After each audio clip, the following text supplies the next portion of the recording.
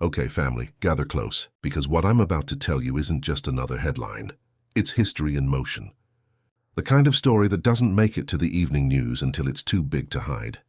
In Moscow, under a sky the color of steel, two men sat across a long wooden table, President Vladimir Putin on one side, and the young, unshaken leader of Burkina Faso, Ibrahim Traoré, on the other. Cameras were banned.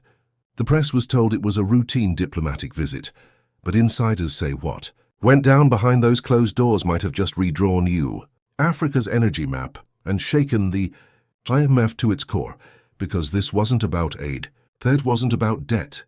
It was about power, literal and political. Let's rewind. For decades, Africa has been the world's powerhouse, but never its power holder. We've sent out our oil, our uranium, our gold, our lithium, only to import the finished energy, the finished wealth, and the finished control. Every time we've tried to rise, the same cycle repeats: loans, conditions, dependency. The so-called development funds that build nothing but interest payments. And for years, the IMF, the International Monetary Fund, has been the gatekeeper of that cycle, until now. When Ibrahim Traoré took power, he wasn't just talking sovereignty, he meant it. He saw that real independence can't come from speeches or symbols. It comes from energy. Whoever controls energy controls the economy, the army, the nation's heartbeat. So when he began looking for partners, he wasn't searching for donors, he was searching for equals. And that's where the story takes a sharp turn. According to leaked diplomatic notes and regional sources, Traoré's administration started quietly negotiating with Russia months before the Moscow visit. But this wasn't the usual arms deal or grain contract. This was something far bigger, the Pan-African Energy Pact. Here's what makes it revolutionary. Instead of begging for loans, Burkina Faso proposed a joint venture model, a deal where African nations pool their energy resources into a shared grid, supported by Russian infrastructure, managed by African engineers, and owned by African states. Imagine that. Not a foreign-owned oil company drilling African soil, but a continental alliance building solar plants, hydro dams, and nuclear microgrids under African command. The proposal was bold, maybe even impossible by traditional standards. But Putin didn't laugh. He listened, because in Traoré he saw something rare, not just a young revolutionary, but a leader who understood global chess. Russia's strategy in Africa was shifting too. The Kremlin was tired of transactional politics. They wanted alliances that could challenge Western control over global markets, and Africa was the missing piece. So, the two leaders struck a historic framework, one that would later be called the Sahel Power Accord. Here's what it promised. Russia would supply nuclear technology, refining equipment and training for African engineers, no ownership strings attached. Burkina Faso and its Sahel allies, Mali, Niger, Chad, would provide access to raw materials and land for renewable energy infrastructure. Profits would be reinvested locally, bypassing the IMF and World Bank systems entirely. And most shockingly, all payments and trade under the pact would use a new Pan-African energy currency, backed by gold and resources, not the US dollar. That last part, that's what sent shockwaves through Washington, Brussels and the IMF headquarters in DC, because if this deal succeeds, it could end Africa's dependency on dollar-denominated debt forever. Now, you might be wondering, why would Russia agree to something like this? Simple. For Russia, this isn't just about money. It's about leverage. The West has cornered them with sanctions. But if Moscow helps Africa rise as an independent energy bloc, they gain influence over one of the fastest-growing markets in the world, not through colonialism, but through partnership. And for Traoré, this was the masterstroke, because for the first time an African leader wasn't just signing trade deals. He was negotiating structural independence, rewriting how global energy politics even works. When the meeting ended, no one knew what had been signed. But within weeks, signs began to emerge. Russian engineers started arriving quietly in Ouagadougou and Bamako.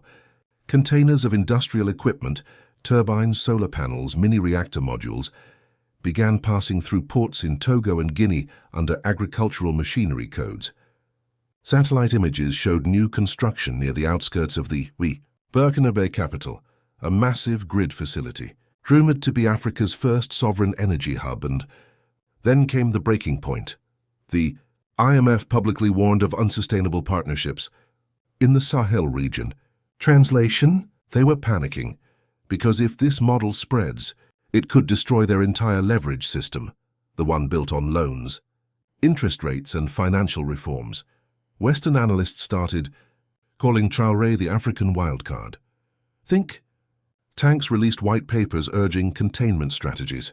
Some even hinted at economic sanctions.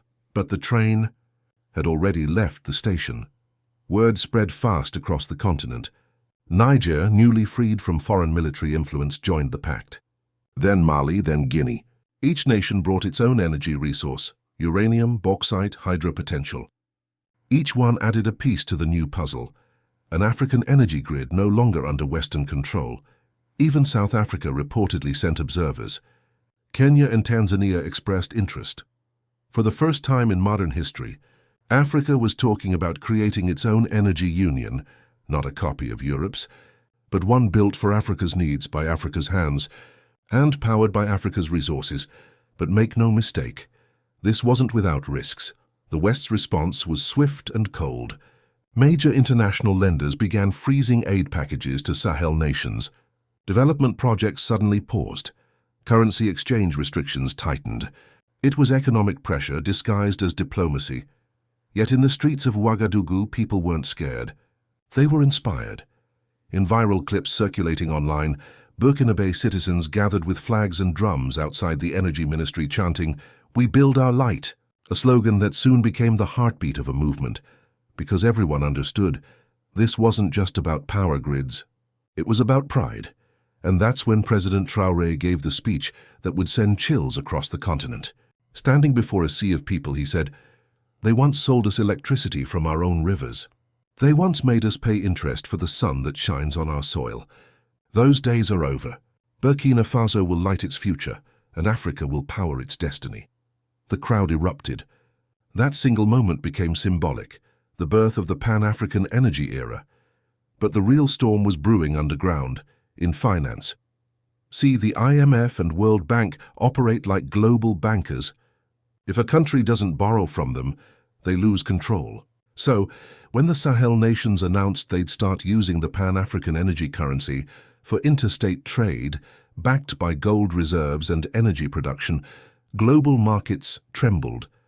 Because suddenly, African nations weren't just customers. They were competitors. The dollar's dominance relies on one thing: energy being priced in dollars. Oil, gas, power, all pegged to the greenback.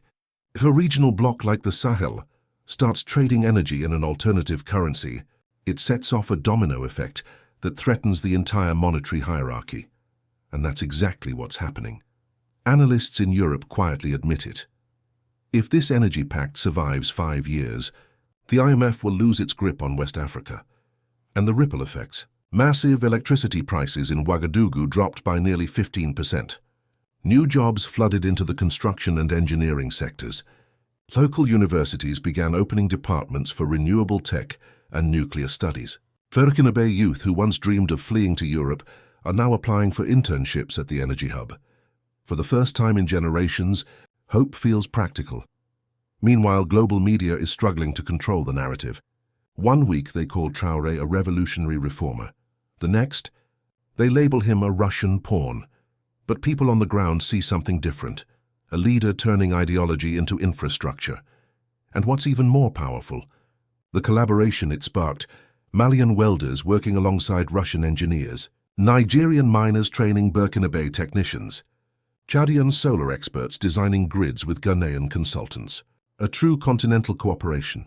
Not imposed from outside, but born from within. It's messy, it's experimental, but it's real, and that's what terrifies the old system. Because once people realize they can generate their own energy, physically and economically, the entire power structure of dependency starts to crumble. Traoré knew this wasn't just a national project. It was a psychological revolution, and that's why sources say he and Putin agreed to something no one expected: to open the blueprint. That's right. The Pan-African Energy Pact wouldn't be exclusive. It would be open source. Any African country could join, replicate, or adapt the model. No patents, no hidden clauses. A shared African roadmap for energy independence. And right there, that's when the world changed. Not with an explosion, not with war, but with a handshake that redefined the future of a continent. The IMF can't sanction belief. They can't audit courage. They can't foreclose freedom once it's been felt. And in the heart of the Sahel, a new power is rising. One built not on fear, but on faith in Africa's own light. This isn't just the story of Traoré and Putin. It's the story of a continent refusing to rent its future any longer, because this time, the contract is written in gold, sun, wind, and willpower, not in debt. The meeting in Moscow might have lasted only a few hours, but its aftershocks are still rippling through the world's corridors of power, because the moment that memorandum was signed, it wasn't just an energy agreement, it was an act of defiance against the entire post-colonial financial order, and the first to feel the tremor? The IMF inside its headquarters in Washington, the Monday after the announcement, analysts were in crisis mode. Reports flooded in from the Sahel. Burkina Faso had officially switched 30% of its national energy contracts to the new Pan-African energy currency. Mali and Niger were next in line. In a single fiscal quarter, the IMF's West Africa division lost more than $5 billion worth of projected interest revenue. Their loan programs, the ones that kept nations quietly compliant, were suddenly useless. If this trend continues, one leaked memo read, the fund will lose its leverage in sub-Saharan Africa within 18 months. But it wasn't just about lost profits. It was about lost control. The Western reaction. The reaction from the West came in 3 phases: denial, damage control, and disinformation. First, they tried to downplay it. Experimental, they called it. Unsustainable. Global media outlets ran stories questioning the safety of small-scale nuclear systems in unstable regions. They flashed photos of old power plants, trying to paint the new Sahel grid as reckless. Then came the economic pressure. Aid packages were quietly suspended. Security assessments delayed payments to regional development banks. European energy corporations started pulling out of joint projects. But the real move, the one no one talked about, came through currency manipulation. Overnight, several African currencies mysteriously dipped against the dollar. Inflation warnings hit national headlines. It was a familiar playbook. Squeeze the population until the revolution feels too expensive to continue. Only this time, it didn't work, because Traoré had already prepared for the storm. The shield, while the world focused on the buses, the speeches and the symbolism, Burkina Faso had quietly built an economic shield. A sovereign stabilization fund, backed by gold reserves from the country's new mining deals with Mali and Niger.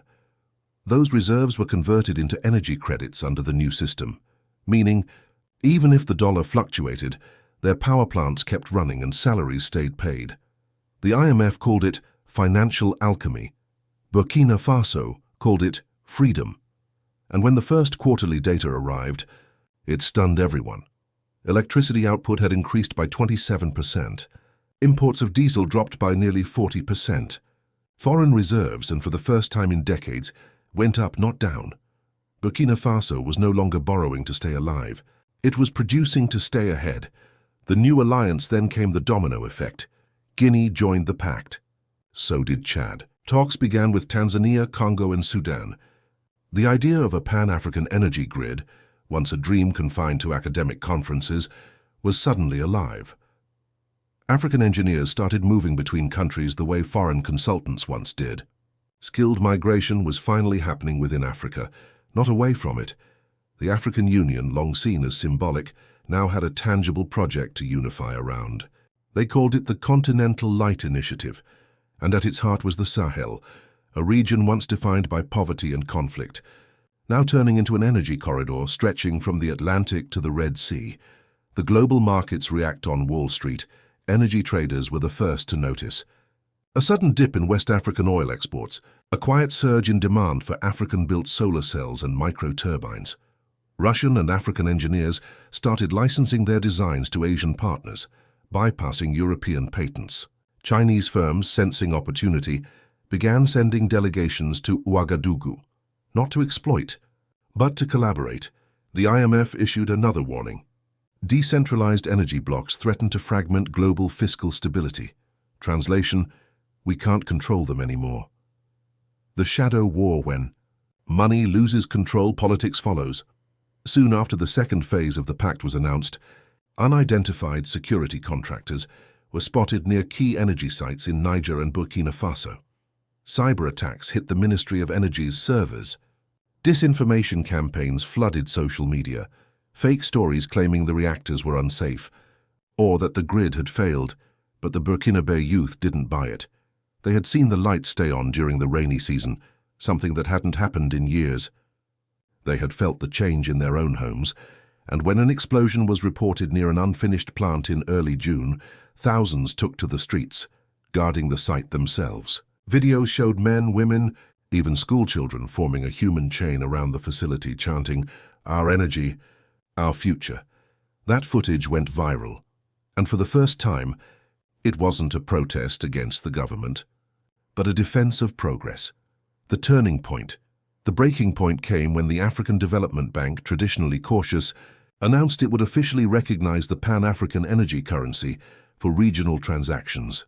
That was it. The IMF's monopoly was gone. Suddenly, even countries outside the pact, Ghana, Kenya, Ethiopia, started negotiating trade deals denominated in the new unit. Some called it the new CFA, others simply the light. International headlines read, "Africa creates first post-dollar trade zone," and behind the scenes, economists admitted what politicians wouldn't. The Energy Pact had effectively de-dollarized half of West Africa, the Traoré doctrine. So what was Traoré's real secret? He didn't just build infrastructure, he built belief. He told his people that sovereignty isn't a slogan, it's the ability to keep your lights on without permission. He made energy the new currency of dignity. Every solar grid, every electric bus, every megawatt was a declaration, "We can build," and his message resonated far beyond borders. In Mali, murals of Traoré appeared beside those of Thomas Sankara. In South Africa, student unions debated the Sahel model. In the Caribbean, leaders referenced it as proof that post-colonial nations could cooperate outside Western frameworks. Even in Europe, quiet admiration grew. Analysts in France and Germany called the movement Africa's Marshall Plan without a Marshall. The Putin factor, of course, Russia benefited too. The pact gave them new trade routes, resource access and diplomatic depth. But even Western observers conceded this wasn't exploitation. In return for its technical support, Russia received limited resource rights, capped, transparent, and subject to renewal only through African arbitration. It was a partnership, not a takeover. For Putin, it was geopolitical judo. Instead of confronting the West head-on, he empowered Africa to build an alternative system. And for Traoré, it was leverage. He gained technology without losing control. Their handshake became a symbol of multipolar diplomacy, a world where no single bloc dictates the terms. The IMF's counter-move cornered. The IMF tried one last play. They proposed a reform package, offering zero-interest loans to African nations willing to cooperate on energy policy. But by then, the psychology had changed. At a press conference in Ouagadougou, a journalist asked Traoré if Burkina Faso would consider rejoining the IMF program. He smiled and said, "You cannot borrow the sun. You can only use it." The crowd laughed, but the message was sharp. The old system was irrelevant. The vision expands by 2030. Projections showed that the Pan-African energy grid could supply up to 40% of West Africa's total power demand. And it wasn't just electricity. The new grid powered digital infrastructure, data centers, blockchain banking, AI-driven agriculture. Entire startups emerged around the energy currency. African fintech apps began offering payments in light units. Farmers in Niger could now pay for irrigation with solar credits. It was decentralized, transparent, and untouchable by foreign sanctions. The Pan-African Energy Pact had evolved into something larger, a continental operating system. The message to the world in his speech at the African Union Summit. Traoré said, "The world once told Africa that we were too dark to shine. But now our light powers our homes, and soon it will power theirs." The hall erupted. Even skeptical leaders stood and applauded, because deep down they knew this was no longer about politics. It was about a generation reclaiming its place in history. The legacy years from now, when historians look back, they won't just see a deal between Traoré and Putin. They'll see a pivot, the moment. Africa stopped exporting potential and started exporting progress. They'll see how one handshake in Moscow lit up an entire continent and dimmed the control of an empire that had lasted too long. The IMF called it a crisis. Africa called it a beginning, because this isn't just about energy, it's about power. The kind that flows through wires, yes, but also the kind that flows through hearts. And once a people realize they can generate both on their own, no institution, no sanction, no superpower can turn the lights off again